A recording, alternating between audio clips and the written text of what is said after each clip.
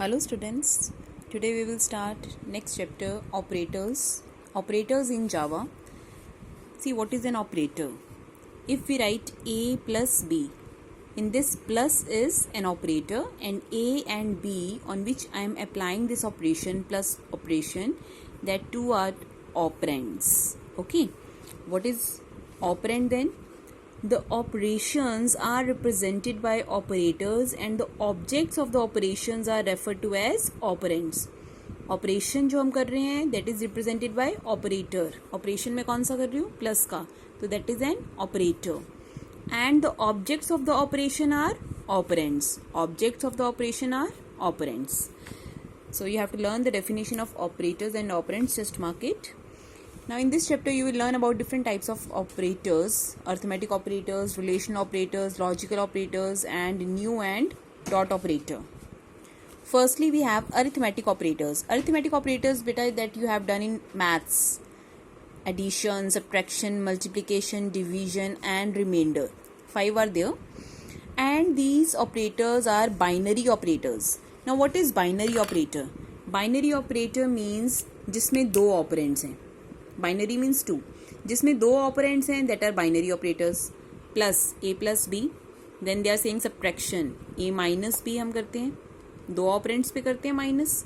Multiply भी हम दो नंबर्स को करते हैं तो वो बाइनरी ऑपरेटर है. डिवाइड भी हम दो को करते हैं. रिमाइंडर के लिए वी हैव ऑपरेटर मॉड्यूलस. इसको बोलते हैं modulus, percentage sign. This will give you remainder after dividing A and B. The remainder part will be your answer of this. So these are binary operators. हम इसको क्या बोलेंगे ये वाले operators को?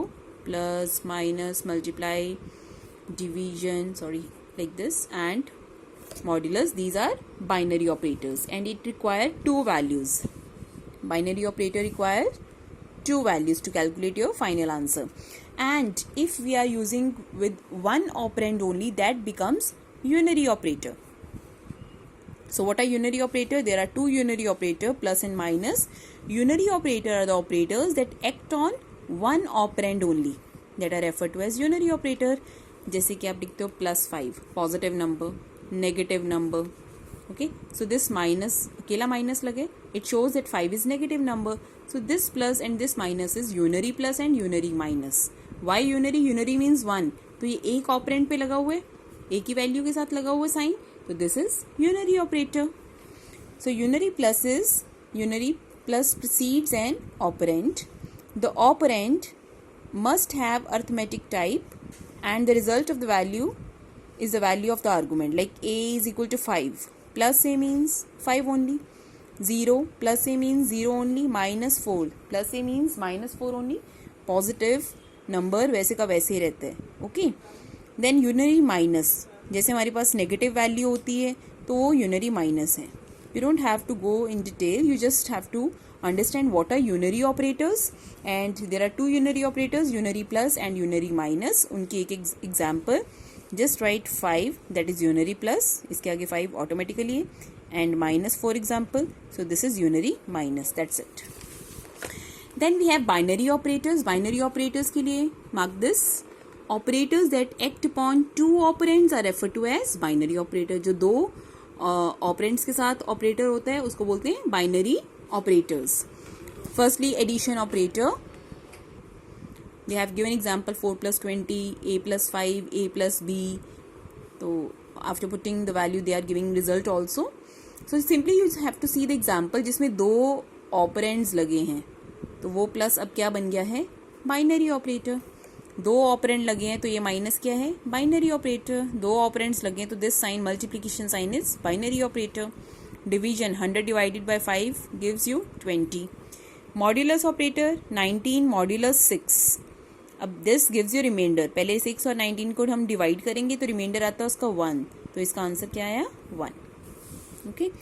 And one thing more, in this modulus operator we always use integer values. You have done values in previous chapter. Integer values, floating point values, double values. Floating point values में decimal sign होता है, but integer value में कोई decimal value नहीं होती. Like 19 and 6 both are integers, but here 7.6, 2.9, so these are floating point values.